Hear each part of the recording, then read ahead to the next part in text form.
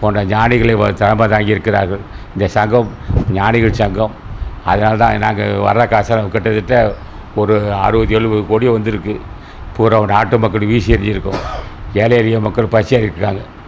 அப்போ பசியாற்றக்கூடிய இடத்துல வஞ்சனை இருக்காது. ஆகவே இந்த சங்கம் கொள்கையே ஜீவகாருண்யம் தான், பக்தி தான் முக்கியம். இது பூச்சி இப்படி கட்டு அப்படி கட்டுன்னு சொன்னால் அப்படிங்கும்போது அவனுக்கு என்னடா தர்மம் இருக்குது, அவன்கிட்ட என்ன தர்மப்படம் இருக்குது. அவன்ட்டு மூச்சை கட்டினா என்ன ஆகும், நோய் வாய்ப்பட்டு போவான். பிராணாயம் மட்டும் பிராணாயம் செய்ய உண்மை தான், பிராணாயம் எங்களுக்கு தெரியும்.